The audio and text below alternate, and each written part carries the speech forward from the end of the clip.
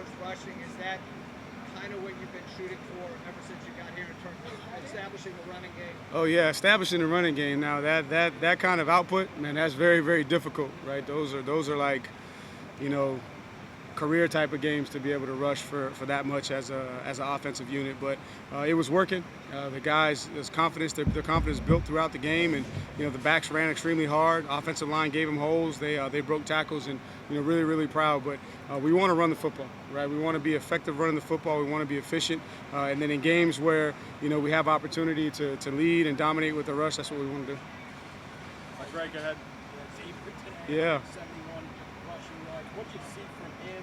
Seemed like he was just relatively back. Yeah, it's what you've been seeing all season. I mean, the carries that he's been given, he's taking advantage of. He's been running hard all year, you know, and today he was able to finish and not get nicked up. You know, I think that's the only thing that's really been keeping him back is just getting nicked up. But we knew from freshman year that he was a little bit different, right?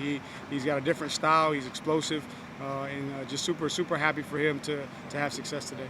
Let's go Jackie, then Preston.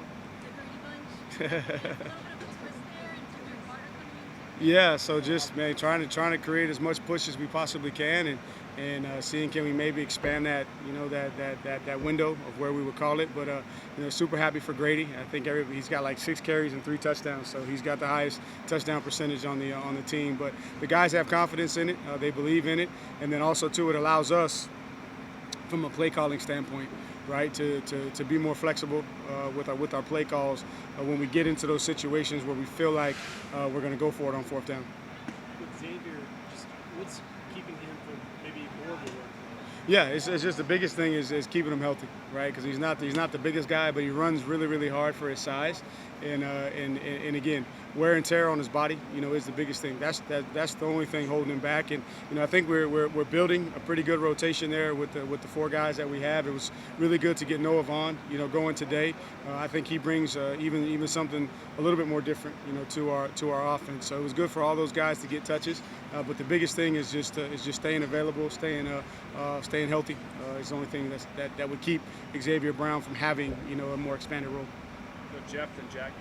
I know you'd like to have the barreling game back, but to be going into the bye week 3-1 overall and 1-0 in ACC play, how do you feel about kind of where things stand at this juncture? Yeah, we'd definitely love to have pulled it out in Scott Stadium, right, last week versus Maryland, but it gave us an opportunity, in my opinion, to have a character type building game, to see how we respond, right, to adversity, right, this team's first real test of adversity, and then also to see could we respond to success. You know, feeling that we were going to have some success, you know, coming down here because of the way the guys practiced, the way that they prepared. So it was, I take it, you know, but again, we got to get healthy, and we got a really good Boston College team that's coming to Scott Stadium and challenge the guys in the locker room, you know, before coming to speak with you all. Man, we got to do a better job of defending our home turf. And that's going to be the focus, you know, for the next 2 weeks is, you know, getting healthy and then getting ourselves prepared for a really good football team that's coming to our house. Yeah. Yeah. Sure. Yeah, so you know, before you know it, you have an opportunity to be up by 2 scores, you know, on a really good football team.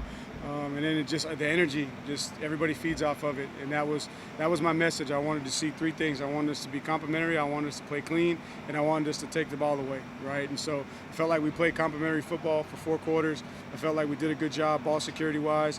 We still got to be a little bit cleaner. You know, we got a little sloppy with some penalties there. A couple things that you know that we got to get better from an eye discipline standpoint. But overall, super proud of the staff. For their hard work, man. Super proud of the players, man. It's not easy to win anywhere, especially coming in here, man. This is a good football team. They're going to win a lot of football games. They got a great chance to win their conference, and we knew we were going to have to play well. And just excited for the entire staff to be able to get back on the buses and fly back with a victory.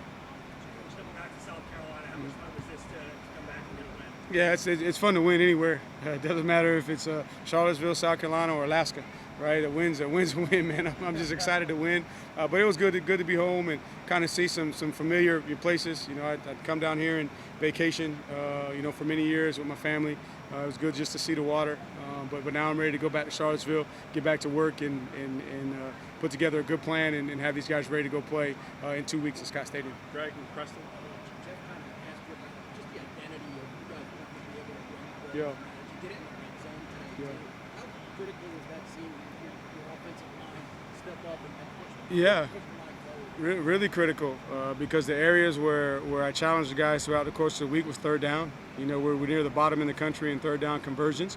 Now, it hadn't hurt us except for in the Maryland game because the other games we could get by because we were explosive, right?